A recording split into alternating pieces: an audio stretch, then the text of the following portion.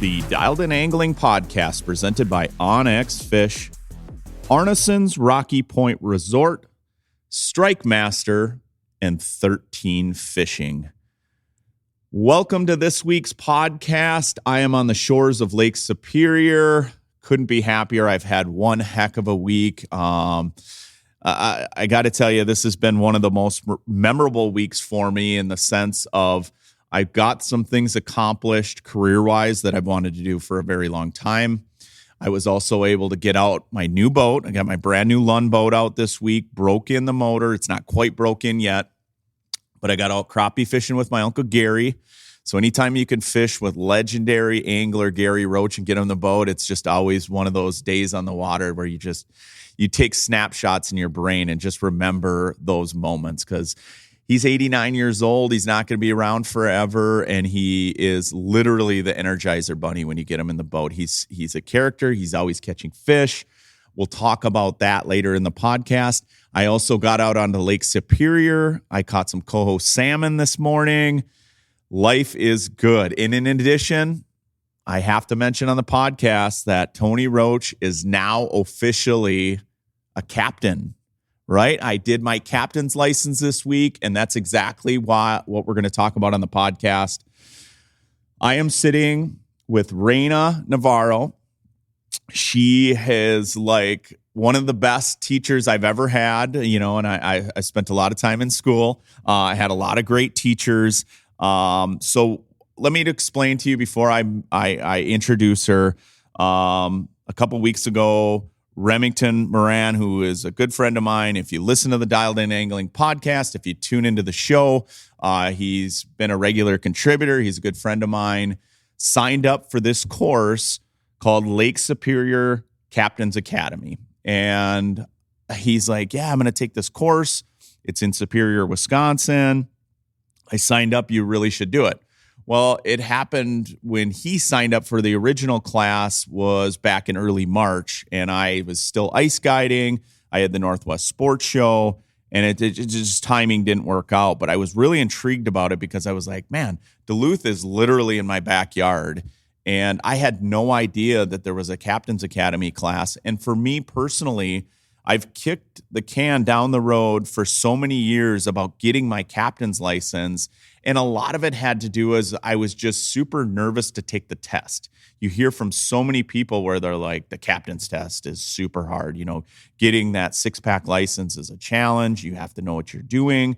I know there's some online courses, but I just didn't know where to go. There was nowhere really that I knew of that I could go take a class for a week and pass the tests and essentially get my captain's license. It's something I've wanted to do for many, many years.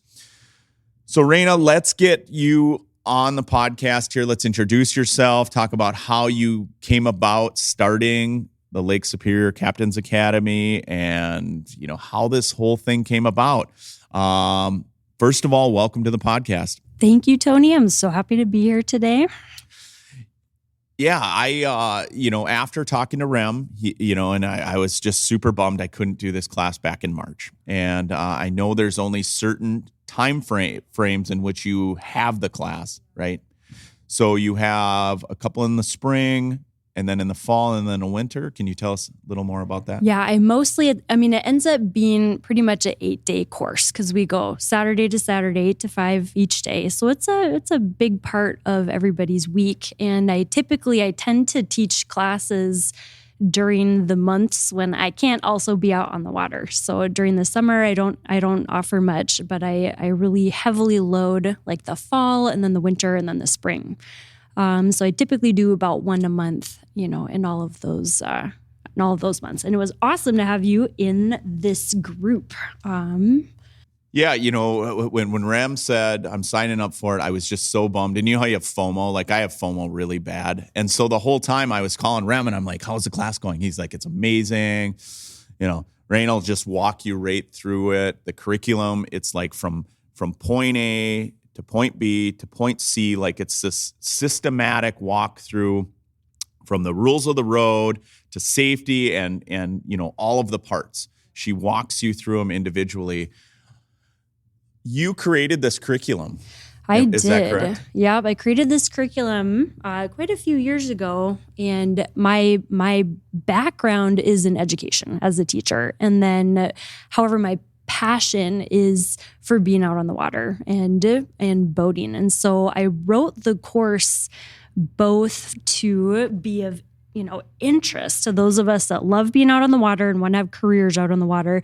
But then I also wrote it thinking about how people learn best and how overwhelming all of the material is, because it is a whole bunch of stuff to learn. But we, one thing that we do differently here is that instead of learning everything for a whole week and then taking a giant onslaught of tests, there's 4 tests that's required by the Coast Guard, we break it up. And so we spend, about 3 days on rules of the road. And then while that's really fresh in everybody's mind, we take that test right away. And then we move on to deck general safety. Often people really like that part because there's knots and lines and stuff on the deck of your boat, a little bit more familiar. Then we take that one. The third section is navigation. And we talk about all the aids to navigation. We talk about tides, and we talk about the weather. And then we take that exam. And then there's just 10 tiny questions left in between you getting your captain's license with that chart plotting, which is the last section that we do. Again, when I was talking to Rem, he was telling me about how you walk everybody through it. You really focus on what's important, from rules of the road. Because I remember picking up the rules of the road book. You sent kind of a link to that. You sent some like practice questions on, military time. So I was, of course, geeked up to take the class. So I did the military questions. I'm like, oh, that's easy. That part was simple for me. But then I started looking into the rules of the road, right? And it's written like lawyers would write maritime law. And so I started reading that and I thought, oh man, I am absolutely doomed. I don't know. You start like second guessing yourself, and I kept on talking to Rem, and he's like, no, trust me, that she'll get you through that part. And so when I started the class for myself here in April, I was like, when we started Rules of the Road, I was really, really nervous, but after day 2 or day 3, and you probably saw me in the back just writing notes like crazy. I just felt more comfortable. Like it started making sense. Day 1, when you're talking about nooks and rams and all these things, I was like, oh man, I don't know how I'm going to remember this. And the way you teach that, I know your background as a teacher really comes through in this course. And I'm intrigued that you wrote the curriculum for this. That workbook, that handout that you gave us, really points you to what's important. And going back, as many notes as I jotted down, I went back and studied in that workbook. And it's meant to do that. It's meant to bring you to those main ideas because there is so much to learn and everybody learns differently. That's the thing that we all know. Some people are visual, some are auditory, some need to do the thing. And one way that I try to help everybody to be successful is to provide all of the ways for people to learn the material. So like when we talk about a vessel that's RAM, a restricted ability to maneuver, we don't just read the definition. We read the definition, but then we look at pictures of a whole bunch of options in class of where you'd actually see this. And we talk about real life examples that people, likely have seen out here on Lake Superior, but maybe just not known, how to categorize it. And we, I have lots of rhymes and stories to help people remember the day shapes and the lights. And often I feel like I often disguise lessons in stories, right? I'll tell a story and it's not an unrelated story. It's a story that's meant to help you know something, later on, or that we're going to have to be able to remember for later on. And, I try to make it as movement oriented if I can. There was that one section where we stood up and everybody had the different day shapes and we practiced okay, who gives way between these two vessels and what sounds would we actually make if we were in international waters versus the inland waters. And We make those flashcards and practice using them. And that's what I've found it helps people to be successful is all the different ways that you can learn a thing. And you don't have to know all the ways, but usually people will pick one and then go with it. And then on top of, the test, like sometimes people have test anxiety or they haven't taken a test in 20 or 25 or 30 years. And when they were in school, they hated it to begin with. And so I'm really sympathetic to that kind of a learner because, often the struggle isn't knowing the material, it's being able to get it out on the test, which is a whole nother thing. And something that I've just seen a lot of people be really successful at, which is awesome. Yeah. For me, someone who spent pretty much their whole life on a boat, right? I got my first boat when I was 10. I grew up on a lake river system. I've been on boats and lakes my whole life. I grew up, the school I went to growing up was on a lake, and I used to boat across the lake to go to school at times in the spring. I spent my whole life on boats. I started guiding up in Canada, but what I was nervous about was rules of the road because I'm like, as much time as I've spent on boats, a lot of it's been inland waters, Canadian waters. Yeah, I was familiar with certain buoys, red, green buoys, day markers, not so much shipping, even though I fished, the St. Louis River and I fished Lake Superior growing up, I didn't pay a ton of attention to other vessels out there or other, working vessels or, obviously we don't have trawlers and all that stuff. And so the rules of the road with day shapes and different things, it just didn't, I don't know. I just was very nervous about it.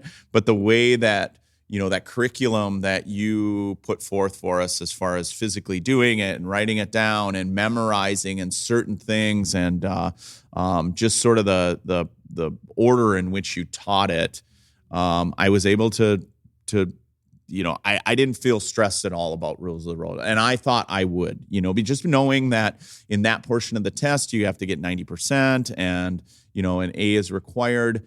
I really wasn't that nervous because you walked us through it. Now, your background is teaching, but your passion is boating. And I know you've spent a ton of time on all sorts of different boats. Tell me how you went from teaching to like, I got to be on the water, because I think it's relatable to my story because that's just, I love my passion for the water. I was the same kid that was looking out the window every single day and wanted to be on the water. When I was in your class, ironically, we're on Lake Superior and you're teaching us to be a captain. And the whole time I'm like laser focused on the bay out here. So for you, like where was the tipping point where you're like, I want to do this? And then when you got into that, all of a sudden you did all these other things and now you're teaching Captain's Academy. Can you walk us through that? I can. It's kind of an unusual path. I was a teacher. I have kids, so I've got 3 kids. And I had hit a point in my life where I knew something needed to change. I had spent many years really just feeling like a mom, and doing all of that and not sure if I wanted to continue to stay in public education and all of that. And so my path started kind of differently. I don't even know if I talked about this much in class, but I knew I wanted to make a change. And one thing I do love that I try to do in the classroom is I am all about hospitality and connection, and that's the part of the class in person that I truly love, is the ability to meet all these interesting people from all around the world and not just be, studying online all by yourself in a room. I feel like there's so much to be learned. So with the hospitality, knowing that I love that, my initial goal was, I want to do something in the hospitality industry, like an Airbnb kind of a thing, but I wanted something really unique. And I happened across the idea of making an Airbnb on something really cool, like a tugboat.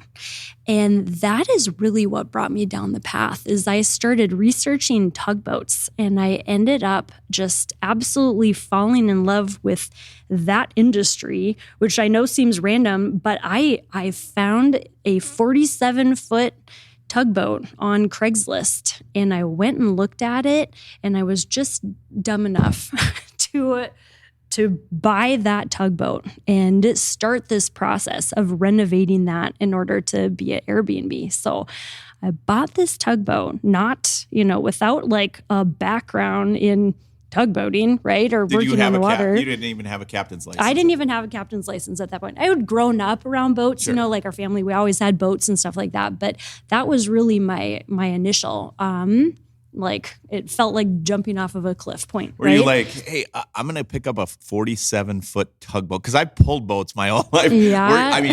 Were you like, I'm just going to hook it up to the SUV and pull it down the sometimes you do things because you just don't know any better, right? And this is maybe one of those things where I started looking into it and I was like, you know what? I'm just going to keep walking through doors. I'm like very excited about this. I'm just going to keep walking through doors until a big old door closes, fully expecting that a door would close. But the opposite kept happening, where I would go to these problems that I really thought would be impossible, and doors would just fling open in ways that I absolutely had no idea. So when I bought that boat, I brought it back here, with a couple buddies to Superior, and then tied it up on this oar dock and started working on it. And then that is when my heart just totally changed. My eyes were open to all of these careers that were on the water, and my eyes were open to just the joy that I had in working outside with my hands in the sun and in the rain and in all the weathers. And I felt like I had found something that I could just do endlessly forever. To the point where it's like, I don't even care if I finish this. I'm having so much fun, working on this project. And so that's kind of what launched me into it. When I had the boat and I was working on it, that's when I started to think, I kind of want my captain's license. Like, I don't need it for anything. And I almost felt ridiculous in wanting it, because I felt like at that point, I didn't even want to tell anybody what I had bought. It was not something I was super I didn't put it out there in the world a whole bunch. And then when I went to go get my license, I kind of felt the same way. Like, people are going to think I'm a crazy person, for doing all this. I don't really need it for anything. But after I got it, the thing that happened is that opportunities then started coming my way. Opportunities that if I hadn't had my license, I absolutely would not have, been able to accept or say yes to. And so I've been really blessed to have had a lot of different types of boating experience, working commercially since then. And if I'm honest, my heart's still kind of like, I still love the tugs. That's still my favorite thing to do, is to work on the tugboats that are here in the harbor. After that, I did realize that I just saw the need for having a captain's class that was more than what was out there. Having a class that was structured in a way to really help students to be successful with all the different learning styles, and especially the fact that many people who wanted their license weren't good students, to begin with, or didn't really love school. And so that's really what drove that. I did end up, usually people ask well, what happened with the tug, right? And I haven't finished it. That's still a project that I still have that's sitting there. And so it's one of those things that almost feels a little bit like a failure. However, launched me into this thing that I absolutely love. I did buy, as crazy as it is to buy one big boat, right during COVID. I was still currently teaching school during COVID. And then everybody I know in my life, anytime they see a real interesting boat project, because they know I love them so much, they'll send them to me. And I found another boat, a 39-foot paddle wheeler, side paddle wheeler, like that you would see on the Mississippi River kind of a thing. And that was in need of a whole bunch of repair. And someone sent that, and I thought, I'm just gonna go look at it. I'm not gonna buy it. I don't need two big boat projects. And then I went and looked at that one and fell in love with that one too. And then I had two projects. But I ended up focusing on that paddle wheeler. And that was kind of my COVID project where every spare second that I had, I worked on that one. And then I did finish that one. And that one is now Airbnb that you can rent here on Lake Superior, and kind of satisfied that itch. And if anyone wants to buy a tugboat, I do know where you can. 47 footer. 47 footer. I do know where you can get one. Well, that's cool. So you have an Airbnb that you created on the water. That's neat. In the process, you got your captain's license. You created curriculum to teach captain's license and captain's academy. I can relate a little bit when it comes to construction projects at home because, you know, when I'm off the water and I get into that mode, it's kind of fun to do, you know, carpentry and put up trim. And I like doing that stuff anyway, like building stuff where you can sit back at the end of the day and look at it and say, man, I did this. But I have a ton of projects unfinished because I end up fishing.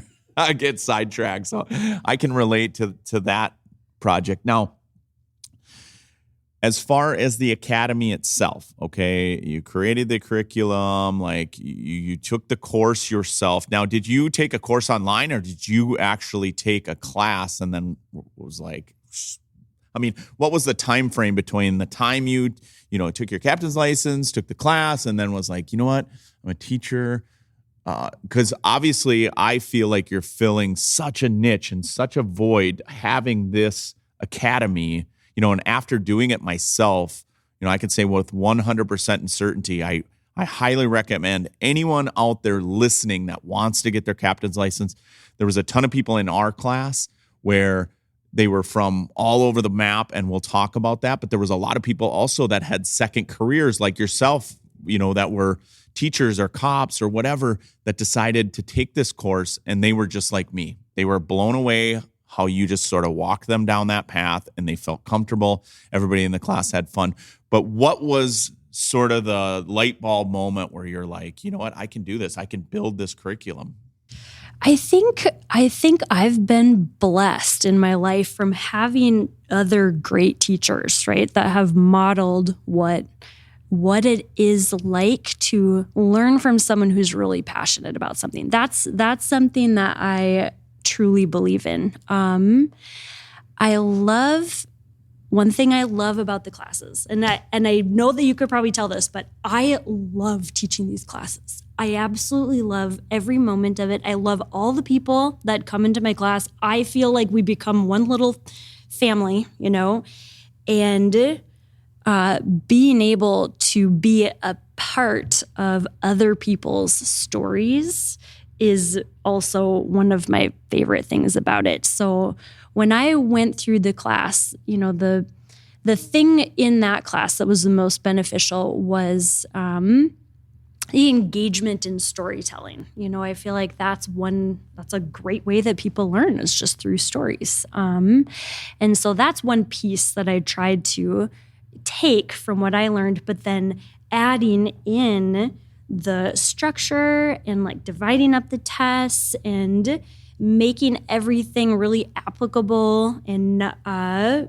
adding the visual images and adding the ability for people to write down and adding all those things that I know, you know, makes the material more like easy to understand and it remember. wasn't even just about like memorization. It was about like the way that you walked us through the processes.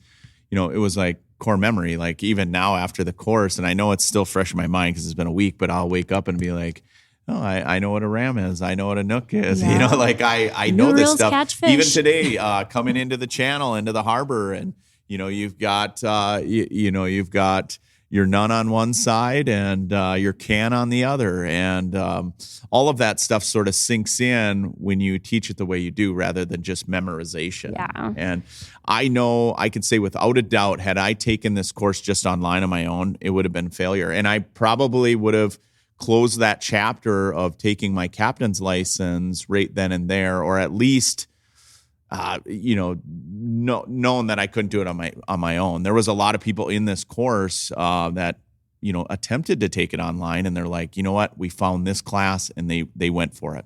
If I'm honest, usually it's about, in each class that I have, about half of the people in the class have signed up to take it online first somewhere else.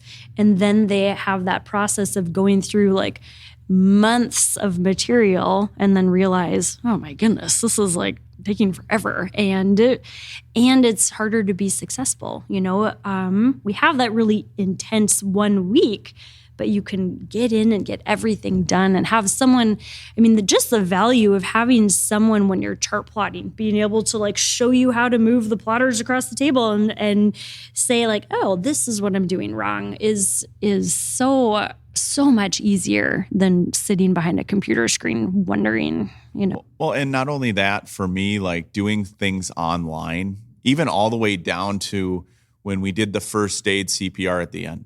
If I had taken that online, I wouldn't have learned as much as I did as we did in the class.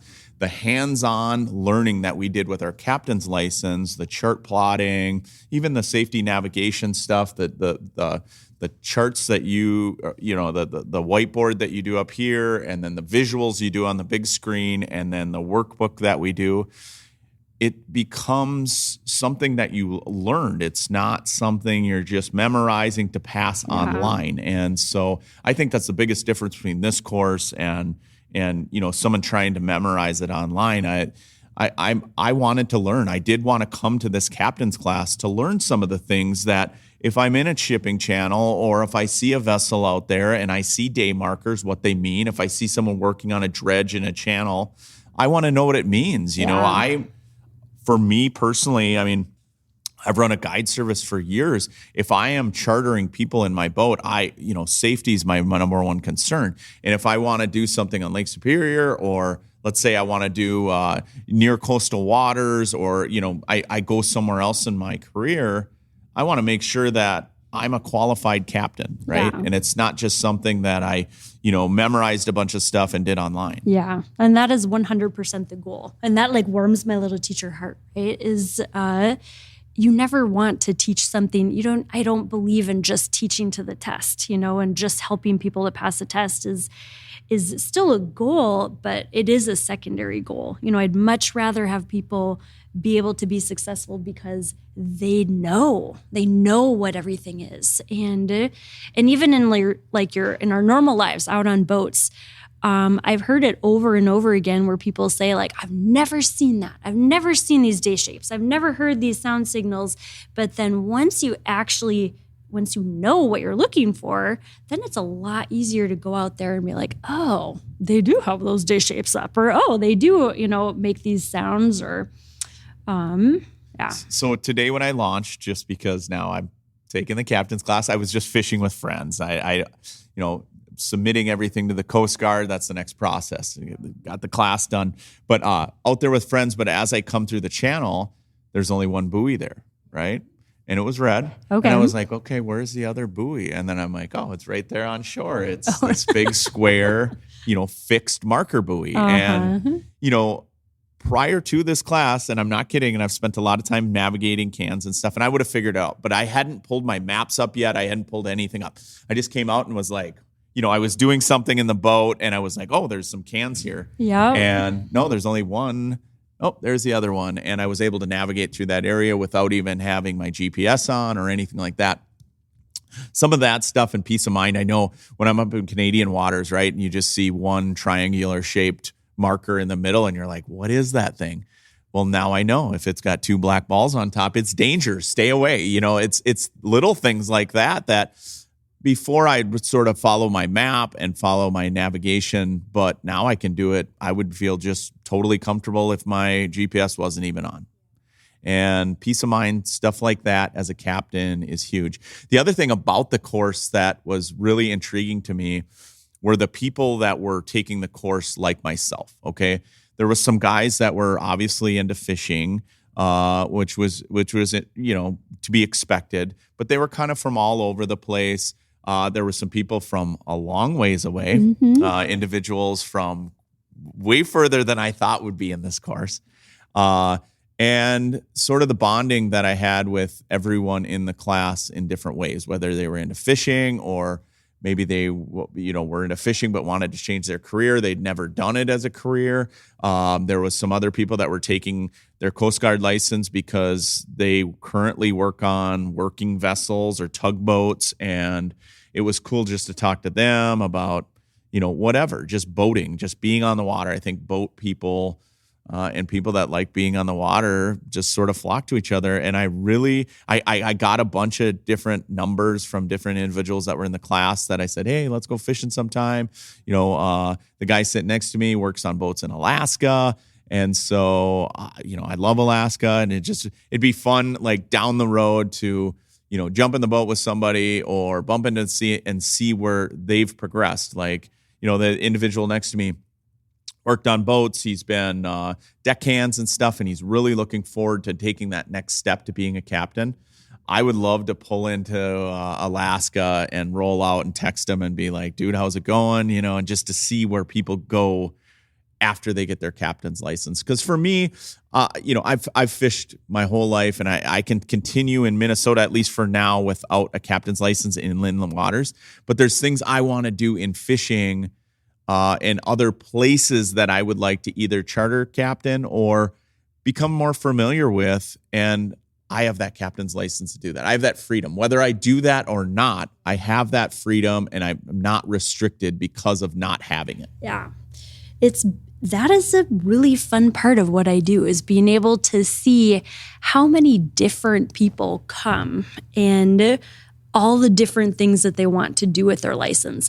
Our class was actually a little bit unique, where I felt like we had mostly fishermen in our class, people that were, really into fishing, and that's kind of what they wanted to do. But it's often not like that. Often I'll have people I've had people who have never had any boating experience, and they don't want their captain's license. They just want the knowledge. Sure. So that's a part. One time, not too long ago, I had a guy who was in my class, and he had really never been on a boat, but he retired, and it was something that he was interested in pursuing. But the idea of buying spending a ton of money on a new boat or new to him boat felt really overwhelming. And he came to the class just to broaden his knowledge base before he, kind of jumped off. And then, but I've had people that are now working all over the world with their licenses. And if you go,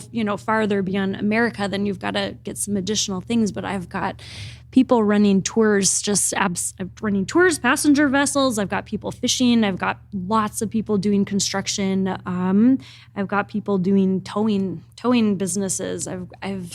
It's just fascinating to see all of the different things that people do. Often they'll send me pictures, later after class, like, Rena, look, I'm doing this on this cool boat. Or I'll get emails or letters saying, like, thanks to having this license, like, I am doing this amazing thing now in Florida. I'm running a passenger vessel at Disney in Florida, or, something like that. I feel like every few days I'll hear another story like that, which is so rewarding, to be able to just be this little part, of helping people to make a big life change, or to be prepared for when the life change comes. I've usually have all sorts of ages. I'll have people that are, you can get your license when you've just turned 18. And then I'll have people who are maybe in the middle of their career, and they'll take that vacation week off and make it a learning vacation, and maybe even bring their significant other and have kind of like a date week together learning. So they have that common language. And then I've had people that are all the way to retirement and looking for stuff beyond that. It's just been fascinating. When I started this, I had no idea how many different types of people I would be able to work with, and how broad their experiences and like potential opportunities were. I know for me, like I love fishing saltwater. It started out, I loved being out in deep sea fishing, trolling, Cabo, being out catching marlin and tuna. But where my passion really grew for saltwater was inshore. And I started doing inshore trips, catching snook, redfish, tarpon, even jacks, doesn't matter, but being inshore, whether it's, throughout the mangroves or, just inshore in various areas. I fished in Texas, Louisiana, Florida, a ton. I have buddies with boats down there, and I've gone with various charter captains. And the more and more time I spent inshore, it was so relatable to fishing in Minnesota, current, and just the way the fish set up on structure and feeding to techniques that I would use up here that I would try down there, whether it's swim baits or whatever, these new plastics and things that came out up here. I started doing that stuff inshore, and just like I could do this. I could go down there, guide inshore. I've spent so much time now in Florida, especially South Florida, where I'd feel totally comfortable guiding down there. But I was always limited. Like, I don't have my captain's license. Okay, well, this is just a pipe beam. But now this could actually be a reality for me. And so, like I said, whether I decide to do that or not, it's there. It's not that limitation where, like you said earlier, the door closes. The door is always open now. If other people are listening, I know there's a ton of my friends now that have been quizzing me now that I have my captain's license. One of my dad's buddies down in Florida. I've got a couple other Florida buddies that fish a ton. I've got some friends and cousins that are not quite retirement age, but they're getting there, and they're like, man, they spend a ton of time in coastal waters. If people like myself, because I found you through Rem, where he's like, hey, check out Lake Superior Captain's Academy. I Googled it right away and got on. You have a certain amount of spots available. If somebody listening is like, hey, I want to sign up for the next class, can you give us some information on, first of all, when the next class is, what class they should sign up for, or ballpark of when the next courses are going to be? I know you got a busy summer working on boats and stuff. But kind of ballpark when the next courses would be, what classes to sign up for, and how they go about finding you. Yeah. So people would go to my website, so LakeSuperiorCaptainsAcademy.com.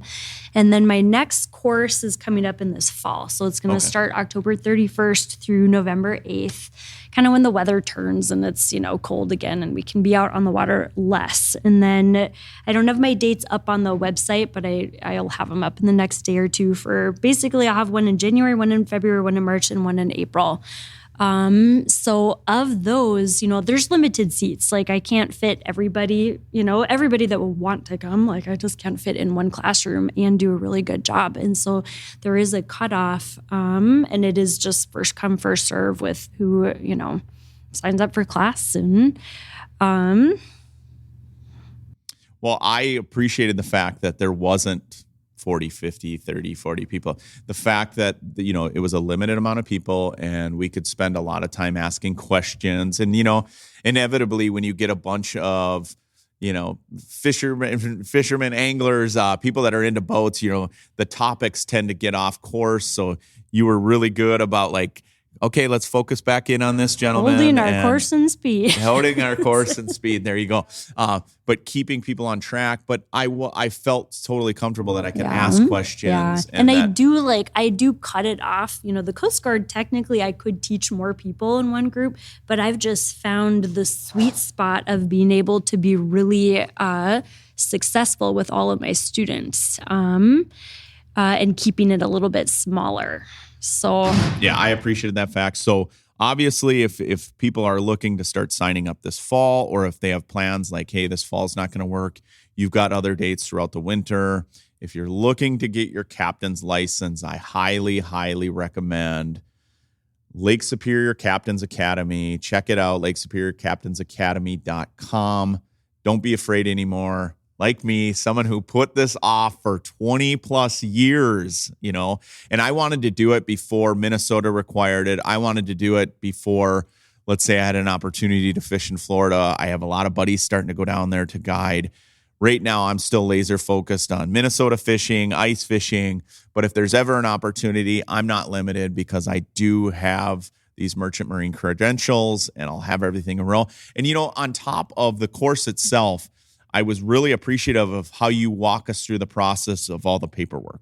And That can be intimidating in itself. Submitting stuff to the government, the U.S. Coast Guard, I was really concerned. You obviously walked us through that, and we're super passionate about that. Yeah, that is almost like part 2 of getting your captain's license. You got to do part 1, which is take the course and pass the test and all that. And then getting everything you need to the Coast Guard can be really challenging for people. And the Coast Guard changes their processes here and there. So that part can be complicated. But I do I tell people I like to hold their hand during class with all the paperwork. We go through all those forms and I tell you exactly where all the mistakes are going to make. And I have so much whiteout available for everybody, but getting things documented the right way, I try to make as painless as possible. I like to, I make appointments for everybody for the drug test and the TWIC card, and just so that outside of our class hours, but during that week, you can literally get every single thing done that you need to get done.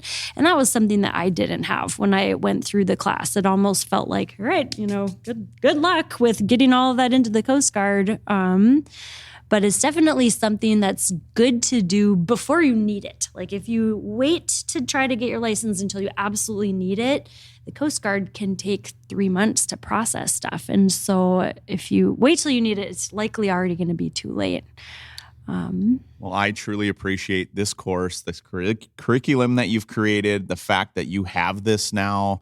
Like I said, since really starting the course, I've had friends calling me, texting me. I have a lot of people interested in signing up. So again, if people are interested in signing up, Lake Superior captainsacademy.com. Check it out. I highly recommend it. If anyone has any questions, they can always reach out on Facebook, message me. I'd be happy to give you a full endorsement. I was just truly blown away on the whole experience. It was fun.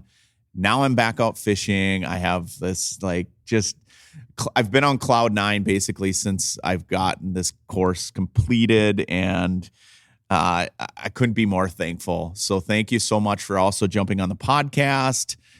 And I hope people sign up for the class. It truly is a fantastic experience. Thank you so much. It was lovely having you. Hey, you're going to want to stay tuned to Dialed In Angling. We're going to take a quick break, but when we come back, I'm going to talk some fishing. Wisconsin Fishing Opener is upon us. There's a ton of fishing opportunities out there. Like I said earlier this week, I was crappie fishing. We're going to talk crappie fishing and pan fishing. Also, being on the shores of Lake Superior, I'm just pumped to get out there again. A few of these calm days where I could get out and catch salmon. I know there's a lot of people that are going to be on the Wisconsin side, on the Minnesota side, over on Lake Michigan. We've got a ton of more content from Dialed In Angling after this. Arneson's Rocky Point Resort in northern Minnesota offers a little something for everyone. Nestled on Lake of the Woods South Shore, it provides easy access to 14 remarkable reefs. Serious anglers know that Arneson's offers some of the best fishing, charter fishing, and small boat fishing options, all supported by the largest protected marina on the lake's south shore. Accommodation selections range from 1 to 5 bedrooms. Equipped with all the modern conveniences, guests can enjoy a delightful dining experience and stunning lake views at the Rock Harbor Lodge, an on-site full-service bar and restaurant. The 2 beaches provide hours of fun for the whole family. Whether you're seeking an idyllic fishing spot or a relaxing vacation, Arneson's Rocky Point has everything you need. Check them out at arnesonsresort.com. OnX Fish is the best tool I have ever used for finding new lakes to target. Quickly filter lakes by species, then select trophy potential, high abundance, keeper potential, or high stocking effort to find the fish you're after in the size and the numbers you are trying to catch. Download from the App Store today to get research tools for the serious anglers and beginners alike, giving you the data to target the right lakes and the confidence to get there. Use tools like recent imagery, fishing hotspot data, or the best-in-class weather features that call out current wind, weather, barometer, moon phase, majors and minors, along with precip and more. OnX Fish is a phenomenal tool both on and off the water for discovering new fishing opportunities, many of which you'd never known existed. Download OnX Fish Midwest today, the app that is changing the game on ice and open water. Okay, for the final segment of this week's podcast, I want to talk a little bit about spring crappie fishing. I've been out this week in northern Minnesota around Brainerd in particular, and surface temps are quite cold. But in the afternoons, the fish are still starting to slide in. And I think surface temps, when we fished yesterday, were 45, 46, 47 degrees, which is pretty cold. You know, my ideal temps I like to see, especially in these back bays, it doesn't have to be the surface temperature of the main lake, but I would like to see in the back bays or the shallows is ideally when we hit about 50. Once you approach that 50-degree mark, the fish get a little more active. You have a little more movement as far as the fish, where they're going. They get a lot more aggressive. You don't just have to fish floats. You can fish different style plastics. But about 50 is sort of that threshold. Boy, it looks like this entire week towards the weekend, especially in northern Minnesota, you know, we're going to be kind of hovering in that lower 50s, upper 40s, lower 50s. Into next week, as we get towards the Minnesota fishing opener, it looks like temps are going to drop just a little bit more. So I would definitely look for peak feeding periods and peak windows in the afternoons where you can go crappie fishing. I know there's going to be a lot of people that are heading up to northern Minnesota this weekend to get their cabins opened up, their docks put in the water, getting ready for Minnesota fishing opener. And I know a lot of people like to take advantage of crappie fishing when doing so. My suggestion to you is get your honey-do list done in the mornings all day long, and then towards evening, afternoon, evening, when that sun gets really high in the sky and that sun starts peeking out, that's when you can focus on panfish and really kind of those north end back bays, sort of that classic crappie springtime areas. We caught fish in pretty shallow water. We caught some out in the deeper weed lines in the morning. I could see a lot of bluegills on forward-facing sonar and live scope. And, you know, we did catch some crappies. They were a little bit deeper in the weeds. But then as the afternoon came, those fish started to slide up shallow. And you could actually like see the fish slide up into that 3-4 foot of water on those dark bottoms. And you'd be catching them with floats. We caught them with floats, straight tail plastics, didn't use live bait. And we were just fishing, kind of setting our depth a little bit deeper than normal. When those fish and those crappies get a lot more aggressive, they'll come higher in the water column to hit, but we were kind of setting our depths. So if we were in 3 to 4 feet, we were setting them at 3, right around 3, and let our bobbers drift over the top of them very slowly. And you could see those fish, how they'd come in waves, and we'd be catching crappies in an area, and then you wouldn't catch them there anymore. All of a sudden, the guys behind you would be catching them, like fishing with my Uncle Gary. You know, I'd be catching them first, and then all of a sudden, Gary would be catching them. The other guys in the boat with me, Bill Dietz and my buddy Mitch Hackemuller, we would kind of fan cast as a clock where me and Mitch would be up front, Gary and Bill in the back. And it was so cool to see these fish move in as the sun got high, where we'd get waves of them. Mitch and I'd be catching them first, and then Gary and Bill. So getting into these back areas, remaining, quiet when you get in there with your trolling motor. Don't come storming in there with your big motor. These fish are very spooky. You know, I had to spot lock, you know, especially when you get really shallow. If it's under 3 feet of water, I'll even bring my anchor, because there's times where I need to drop that anchor and not having that trolling motor going. Or like I've said it in the past on this podcast, if you have power poles, power pole down. Instead of running that trolling motor and stirring up the bottom and creating noise, sometimes you need to go back to either anchoring or just power poling down to hold you in those locations. So lots of good spring crappie fishing as we progress towards opener. I'm going to have a lot more crappie tips as we get into next week. I'm moving further north. I'm going to be hitting a lot of my favorite crappie lakes as we get towards opener, because I want to cram it all in before I start guiding after the fishing opener. As far as the Wisconsin opener, good luck to everybody this weekend. You know, the water temps are a lot colder than they were last year. So all I can say is don't fish memories. Make sure you're slowing down your tempo of jigging, even bobber fishing. If you're using forward-facing sonar, you know, don't work those baits too quickly. I think as we get towards opener here, Things are going to warm up a little bit towards the weekend, but you're not going to see surface temperature skyrocket. So fish slower. Again, just like the walleyes, just like the crappies, the walleyes are going to be a little bit shallower. Get in there quiet. Don't spook the fish. Seek out current areas. We've had a ton of rain, so any creeks or runoff areas that are going to collect bait fish, any of those warm water bottom areas up on the north end of the lake, whether it's sand, mud, even sand rocks, transitions. But fishing quite differently and a little bit slower. If you like live bait rigging, slow it down. If you like jigging, slow it down, but fish slower than you have in the past. And again, just like the crappies, the morning bite may not be your best bite window, even though you want to get out there right away in the morning, the crack of dawn. It's Wisconsin fishing opener. The bite may be a little bit later in the day based on things having to warm up a little bit, and your best bite might be in the afternoon. So good luck to everybody. Next week, and as we get towards the Minnesota fishing opener, I'm going to start having some fishing reports from some of the experts. We're going to talk about Minnesota fishing opener locations all over. We're going to talk to some people on Leech Lake, Winnebagosh, Mille Lacs, Vermilion. We're going to try to hit all of the big lakes, including Lake of the Woods, and get some input for some really great guides from the experts. So thanks for tuning in to Dialed In Angling. Special thanks to Lake Superior Captains Academy for not only making me a captain, I've got my paperwork in with the U.S. Coast Guard. I'm on my way to becoming a captain because of Lake Superior Captains Academy. I can't thank Rena enough for all the work she does. I can't believe how easy it was, the process of being and getting your captain's license, your merchant marine credentials, and I'm on my way, and I'm very thankful for that. I highly recommend it to you. If you're looking to get a captain's license or you know somebody that does, look her up at Lake Superior Captains Academy. You won't regret it. So stay tuned next week. We're going to have a ton of fishing information. I can't wait for fishing opener. Things are progressing.